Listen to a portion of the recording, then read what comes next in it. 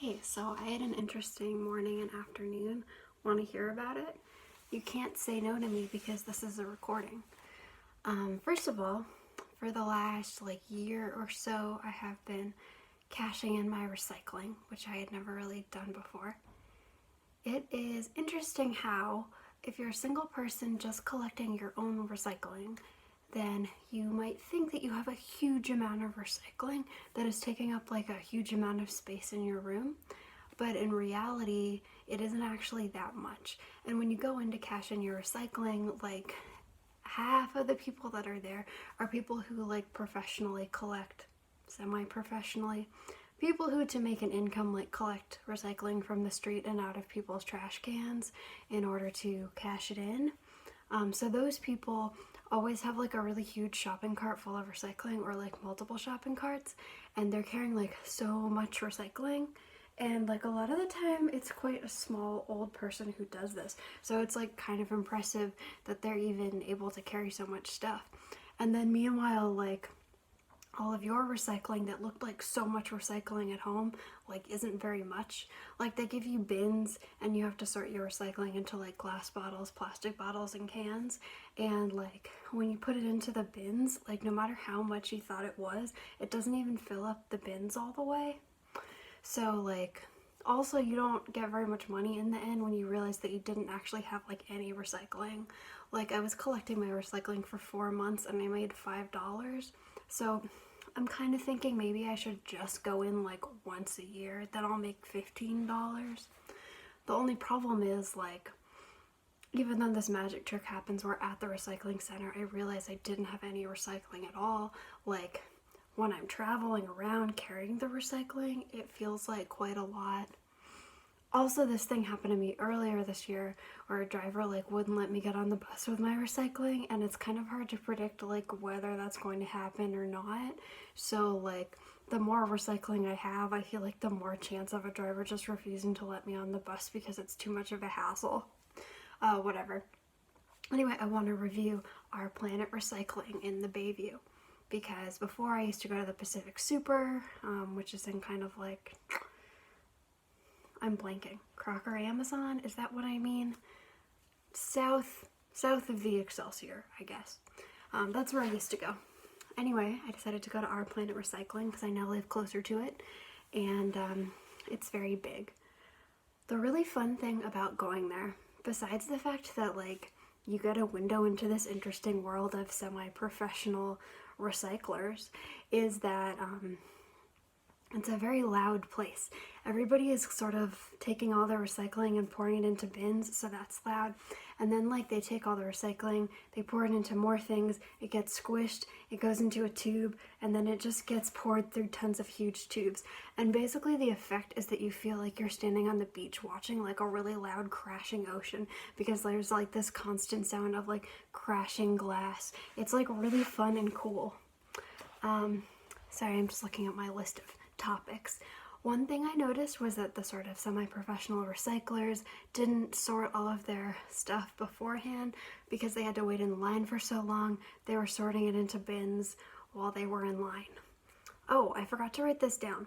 A man came up and he looked into my bin of glass bottles, which was 15 bottles of beer, and that was it.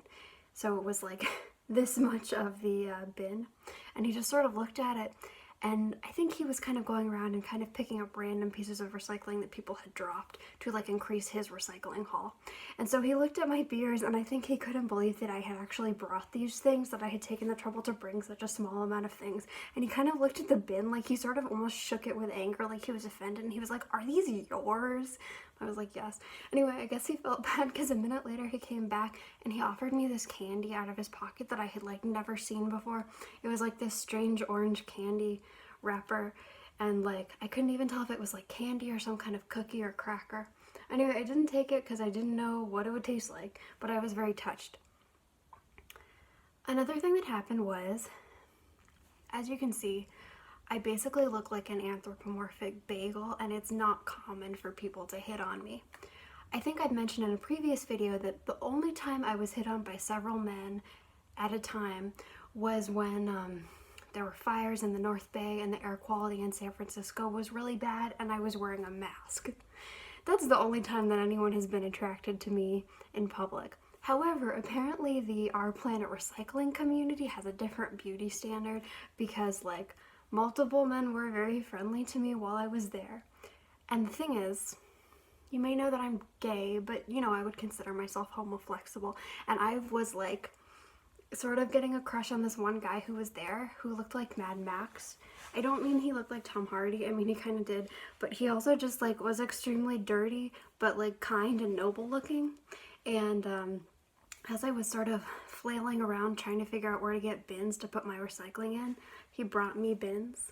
And then afterwards, as I was leaving, he came and he gave me like some flowers that were wrapped in garbage. I mean, the recycling community seems like pretty cool. I didn't take them because, like, what are you going to do with flowers? So I was just like, I'm so sorry, like, if you give me these, I will just lose them. Please keep the flowers for yourself.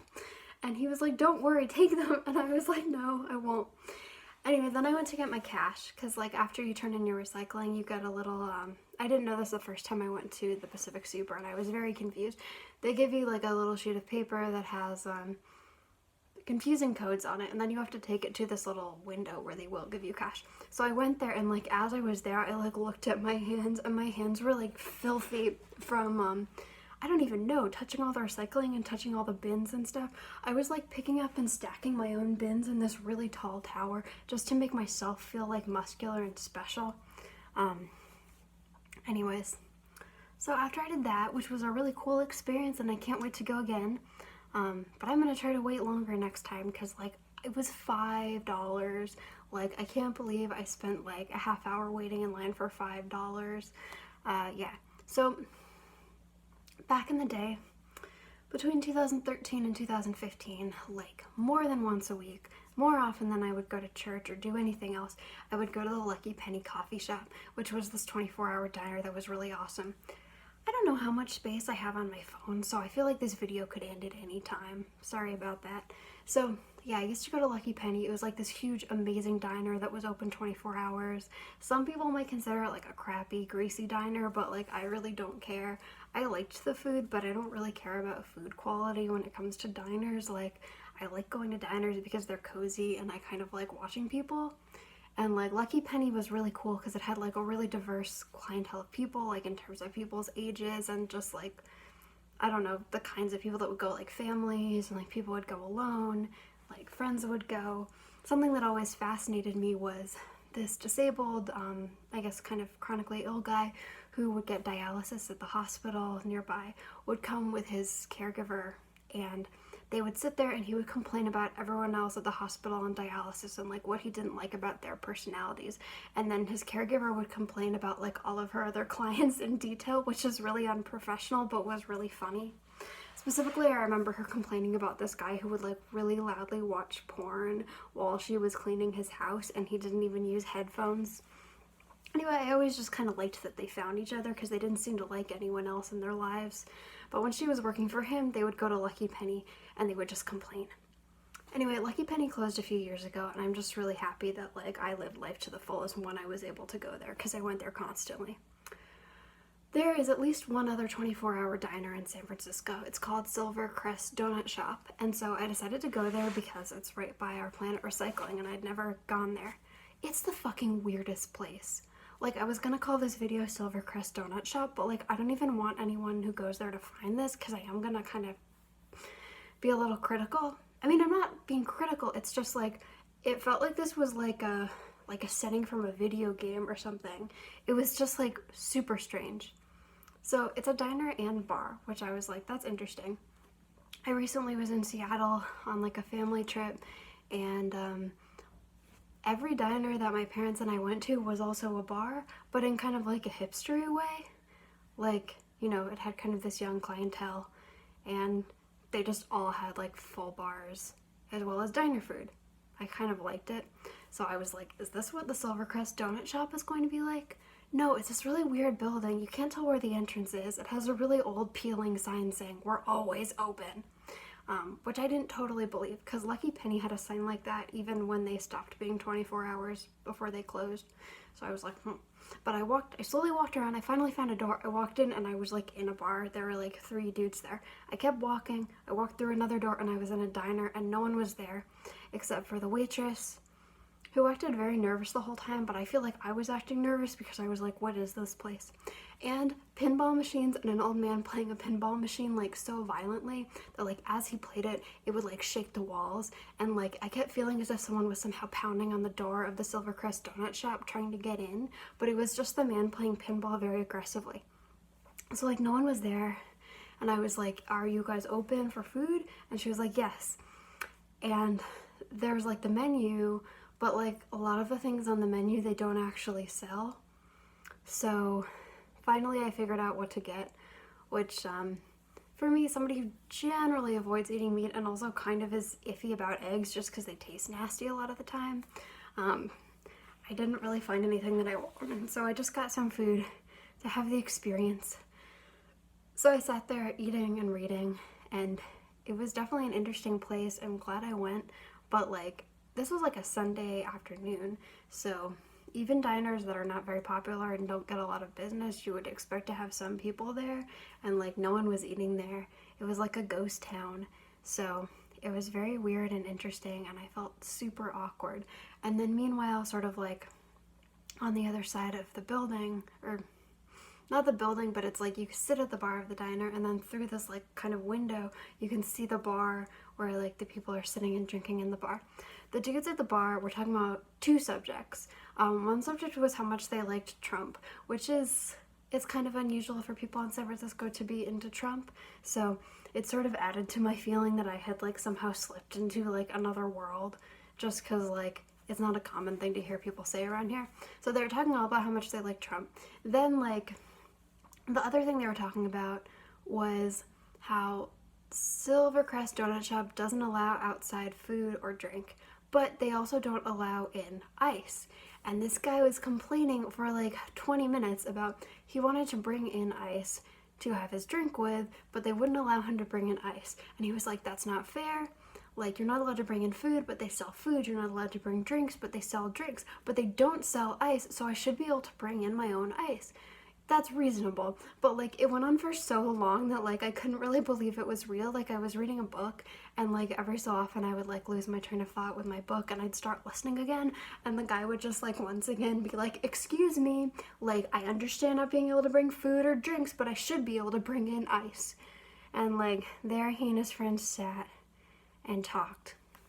That was my experience going to the Silvercrest Donut Shop.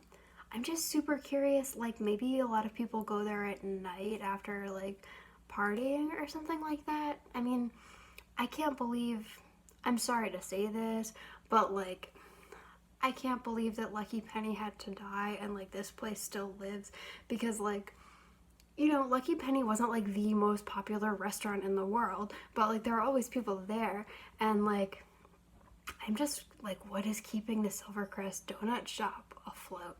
It really was like strange and mysterious. Anyway, afterwards I went to catch the bus, but I had to wait for a little while, and so I saw this store, and the store was called like, it was like a smoke shop, and it was called like hoodies, t-shirts, you know, blah blah blah, etc. And then like I was looking in the door to look at the hoodies and t-shirts, but there was like a big sign, and it was like 21 plus only, and I was like, oh wait, I'm 30. And so I went in, but yeah, I don't really like weed. I think I didn't even recognize like a lot of the weed iconography on the clothes. Like there was a really big picture of like some zoomed in weed, and I was like, what is that? Is that like some kind of giant caterpillar or something like that? I don't know. It's always just giving me a headache. Those are my reviews of some things. Hope you enjoyed. Sorry if you did not.